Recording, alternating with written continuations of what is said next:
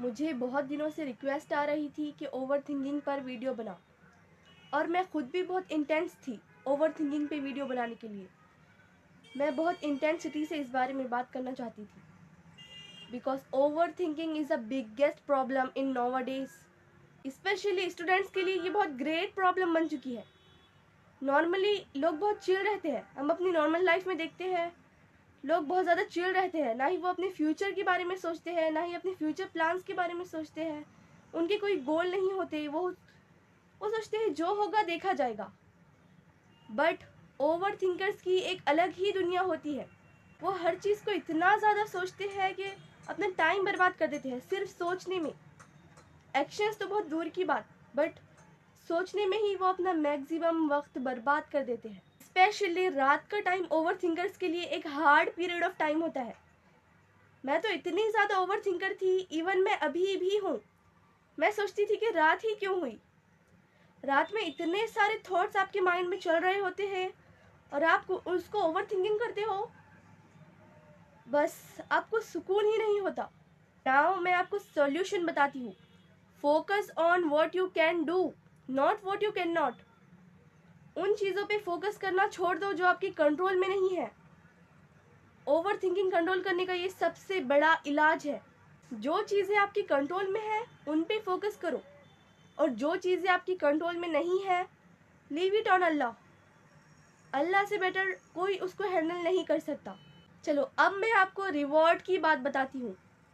जो over thinkers होते हैं ना, उनकी थिंकिंग प्रोसेस इतनी डीप होती है, वो इतनी डीपली चीज़ों को समझने की कोशिश करते हैं, उनसे ज़्यादा चीज़ों को कोई भी डीप नहीं समझ सकता। ओवर थिंकर्स हर सिचुएशन को एक अलग ही पॉइंट ऑफ व्यू से देखते हैं, जो कि आम लोग नहीं देख सकते।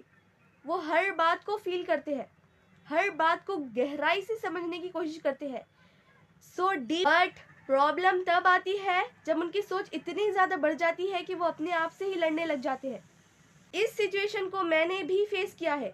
कभी कभी आपकी ओवर थिंकिंग इतनी ज़्यादा बढ़ जाती है कि मन करता है कि दीवार पे अपना सर मार दूँ, really. But you know the thing, over thinking कोई कर्स नहीं है, ये एक गिफ्ट है। बस उसको डायरेक्शन चाहिए। सोचना गलत नहीं है। इवन अल्लाह ने भी आपको ये माइंड सोचने के लिए ही दिया है। Even over thinking is your biggest power that you have, because आप हर चीज़ को अच्छे से सोच सकते हो, अच्छे से समझ सकते हो, डीपली हर चीज़ को एनालाइज कर सकते हो। But you just need to focus on things that you can, not those things that you cannot do. This can be your biggest solution to the overthinking. Maximum लोग ओवर थिंकिंग को negative way में लेकर depression में चले जाते हैं। सारा सारा दिन ओवर थिंकिंग करते हैं और खुद से ही लड़ने लग जाते हैं। खुद से लड़ना नहीं है, ओवर थिंकिंग को अपनी एक पावर बनाना है। वो आपकी पावर है, स्ट्रेंथ है। ये एबिलिटी हर किसी के पास नहीं होती।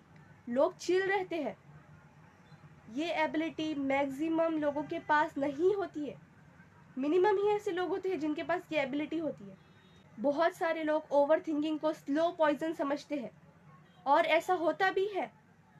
जो लोग उन चीज़ों पर अपनी ओवर थिंकिंग करके अपनी एनर्जी वेस्ट करते हैं जो उनके कंट्रोल में नहीं है, वो लोग एट दी एंड रुस्वा होते हैं। तो उन चीज़ों के बारे में सोचना ही नहीं है जो आपकी कंट्रोल में नहीं है। उन चीज़ों के बारे में सोचो जो आप चेंज कर सकते हो। You can change things. For examples, आप अपनी हैबिट्स चेंज करना चाहते हो, आप उसके बारे में डीपली सोच कर, डीपली एनालाइज कर कर, ओवर थिंक कर कर अपनी हैबिट चेंज कर सकते हो।